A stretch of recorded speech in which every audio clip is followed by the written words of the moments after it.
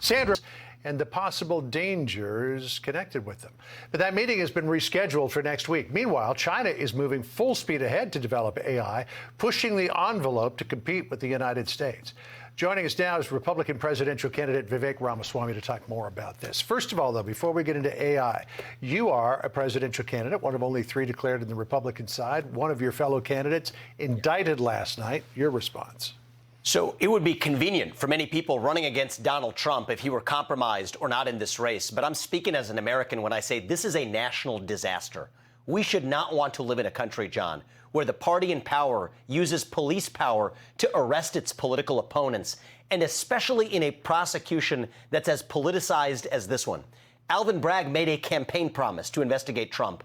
This is a prosecutor delivering on a campaign promise, charging something as a felony through an untested legal theory, tying it to a federal law that he's not responsible for enforcing. That is example of politicized persecution through prosecution. And the thing I fear as an American, this isn't even about defending Trump. This is about defending the principles of this country, because if they can do it to Trump, they can do it to anybody. And I think this is a dark day, dark moment in American history that I'm worried about. Do you think this helps or hurts his campaign? I don't know. I'm not a political analyst. I haven't even stopped to think about exactly even processing the political consequences of this yet. But on first principles, just speaking as an American, yes, we all want to run and occupy that White House, but we want to do it because we want to protect the principles on which this country was founded. And this is a step in the wrong direction. Let me switch gears and go over to AI, which I know is of great interest to you. You tweeted about it yesterday. You said, quote, "It's a mistake to play God with unfettered AI.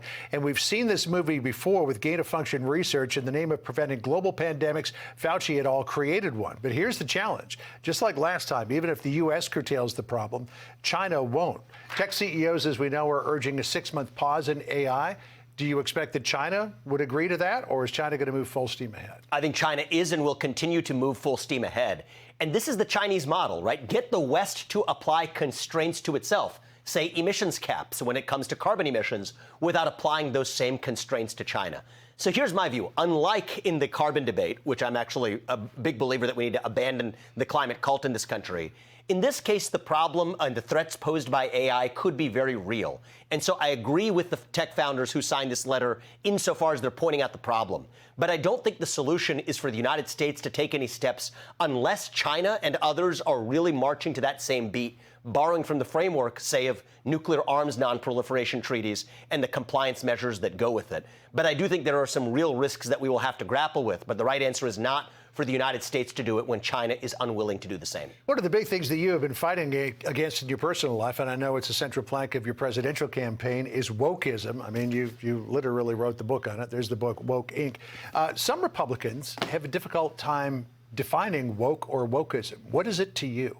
Yeah, so wokeness basically says that you're identified in part on the genetic characteristics you inherit on the day you're born, race, gender, and sexual orientation specifically, and that you're either a member of an oppressor category or an oppressed category based on those genetic characteristics. Agree or not, that's what the even proponents of wokeness would say.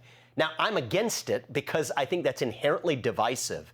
And I think that that guts the shared American identity that we all share in common, regardless of whether we're black, white, or brown. But one of the things I try to do as an American and as a critic of wokeness is to make sure we understand the best arguments for it, articulate them before we actually tear it down and offer a better alternative. And that's what I'm on a mission to do in this campaign. New Fox News poll out in the last couple of days shows a snapshot of where the campaign is. Let's put it up on the screen. Donald Trump leads the pack with there 24%. You are down in a cluster of candidates at 1%, along with Mike Pompeo, Kristi Noem, Chris Sununu, Chris Christie, and Asa Hutchinson, all people who are much better known than you are. What are you going to try to do to break out? I mean, you did increase from asterisk to 1%. Yep, and I think in another poll at the Quinnipiac one, we were at 2%, so we started at 0 and we're working our way to 1 to 2. Look, I'm about exactly where Trump was when he came down that escalator in June of 2015. This is going to be a steady climb, but I think that pretty soon it's going to come down to, I think the Republican base's hunger for an outsider. And I think that's a correct hunger, because if you really want to dismantle big parts of the federal administrative state, that is a core part of my agenda, I think it's something that Trump was focused on, you need an outsider to do it. A career politician, a professional politician, cannot and will not get that job done.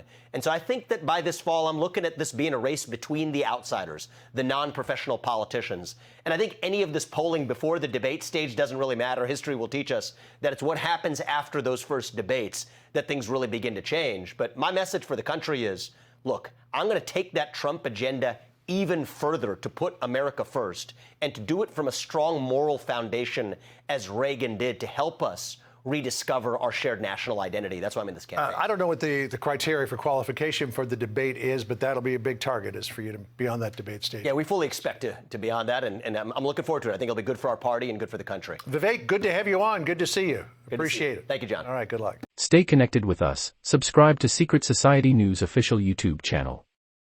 Don't forget, like, comment, and share.